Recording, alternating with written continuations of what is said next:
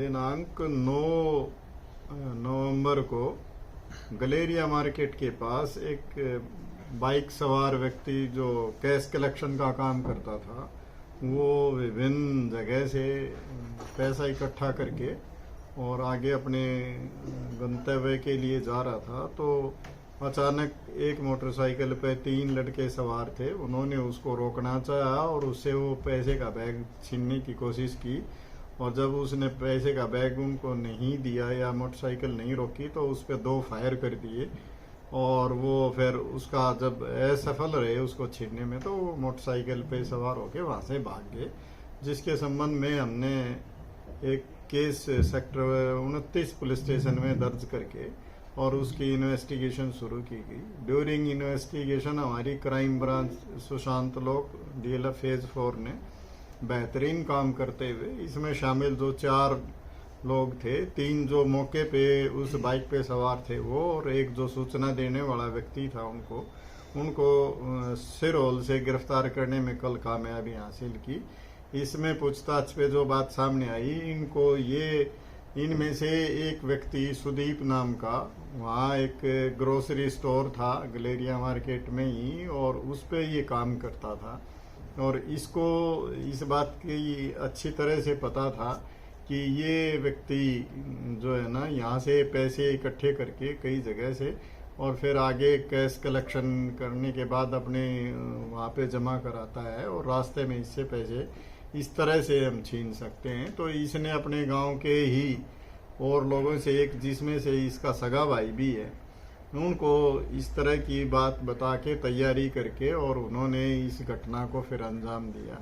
हमने 4 को गिरफ्तार कर लिया है, और पूछताछ पे ये भी बात सामने आई है कि इन्होंने वेपन जो खरीदे थे वो यूपी से खरीदे थे, और बाइक भी लाए थे।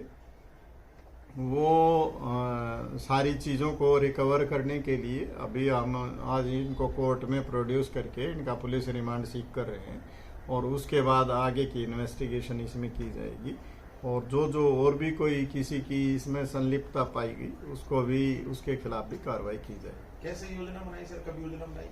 ये पहली बार दिवाली के अवसर पे यहाँ आए थे, और इसने जो सुदीप है लड़का, इसने इसकी जानकारी दी और इसके हिसाब से इन्होंने पूरी रेकी की, और उस जो रेकी के बाद इनकी योजना थी उसको अमली जामा पहनाने के लिए अब इन्होंने ये कार्रवाई की, और उसके दौरान ये गोलियां चलाई। अब हमने इनको गिरफ्तार कर लिया है और आगे की इन्वेस्टिगेशन की जा रही है। कैश कलेक्शन के वक्त में क्या सुरक्षाकर्मी मौजूद नहीं था सकते साहब? ये बाइक पे अकेला ही लड़का था, कोई सुरक्षाकर्मी इसके साथ नहीं था, और ये एक चूक थी इनकी तरफ से, कंपनी की तरफ से, उस पर भी हम एक्शन लेंगे। और लेकिन जिन्होंने क्राइम किया है इसका मतलब ये नहीं है कि उनके लिए कोई रिलैक्सेशन है, तो उनके अगेंस्ट भी हम कठोर कार्रवाई करेंगे, लेकिन कंपनी के स्तर पे भी जहाँ पे चूक हुई है उस पे भी हम एक्शन लेंगे। सर, गुरुग्राम में कैश कलेक्शन जो कंपनियां होती हैं उनकी तरफ से ये चूक कई बार होती है, तो क्या होता है कि वो बार बार फिर नहीं सुधरते हैं? ये बिल्कुल सही बात है। पहले भी इस तरह की चीज़ें, जैसे कि सुभाष चौक पे एक वारदात, बहुत बड़ी वारदात हुई थी, उसमें भी इस तरह की चीज़ें मिली थी, तो उसमें भी हमने जो उचित एक्शन था उस कंपनी के खिलाफ लिया, और अब भी हम उसके बाद हमने मीटिंग करके सभी को इसके बारे में चेतावनी भी दी थी कि आप जो भी उसमें गाइडलाइंस हैं उनको फॉलो करें और सुरक्षा का इंतज़ाम करें। अगर आपको ये काम करना है तो, नहीं तो आप ये काम नहीं कर सकते। लेकिन अब भी इस तरह की लापरवाही सामने आई है, तो इनके खिलाफ भी हम जरूर कार्रवाई करेंगे, और दोबारा से इसका ऑडिट भी करेंगे कि कौन सी कंपनियां जो सुरक्षा के मापदंड है उनकी पालना नहीं कर रही, और जो कंपनियां पालना नहीं करेंगे उनके लाइसेंस कैंसिल करने के लिए हम अथॉरिटी को लिखेंगे। धन्यवाद।